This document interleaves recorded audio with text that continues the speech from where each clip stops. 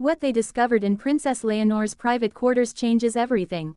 A few days ago, something caught my attention. Not a royal speech, not a military ceremony, not even one of those carefully staged palace photographs. It was something much smaller. A detail, the kind of detail most people scroll past without noticing.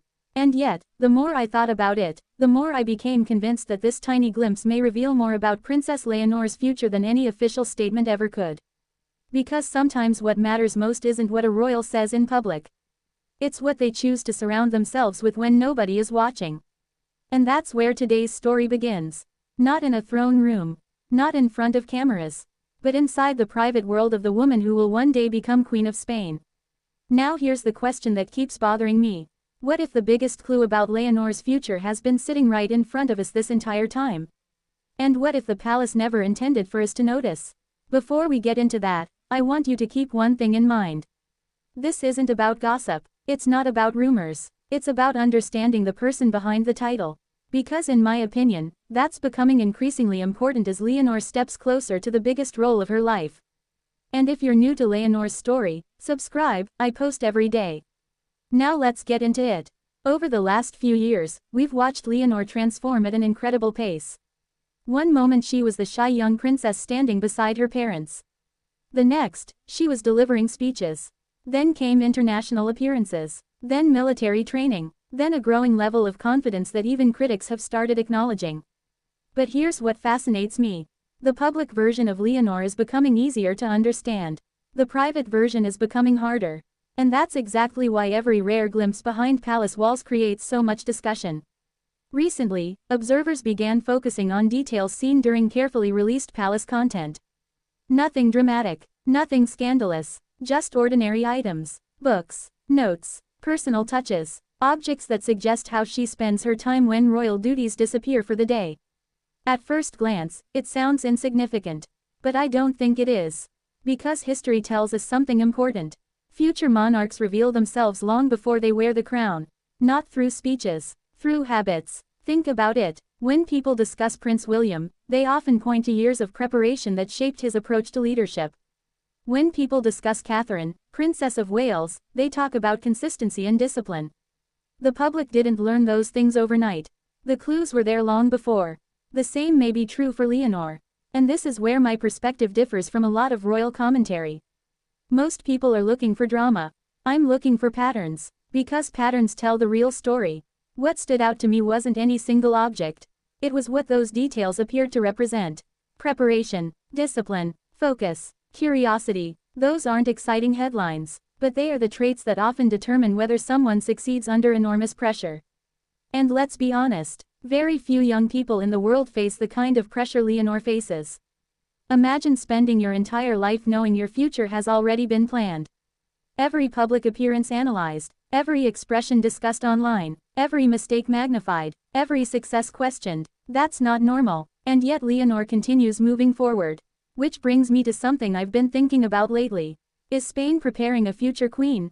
Or is Spain witnessing the emergence of a completely different type of monarch altogether?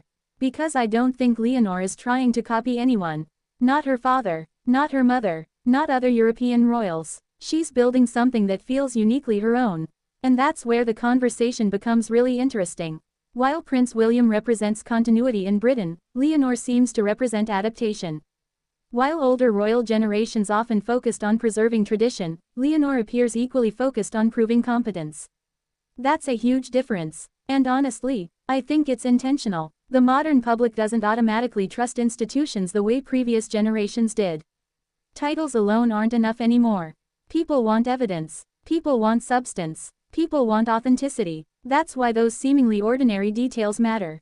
They suggest a young woman who understands that perception alone won't secure the future. Performance will. Achievement will. Dedication will. Now here's the hot take that some viewers may disagree with. I think the palace benefits when attention stays focused on ceremonial moments. Parades, uniforms, official photographs. Why? Because those images are easy to control. But private interests, private habits, private ambitions, those tell a deeper story. And deeper stories are harder to manage. What if Leonor's real strength isn't the image we see? What if it's the mindset we don't?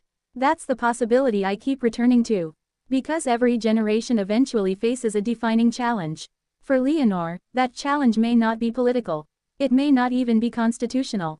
It may simply be earning trust in an era where trust is becoming increasingly rare. And earning trust requires something difficult. Consistency. Day after day, year after year, without shortcuts, without excuses, without disappearing when criticism arrives.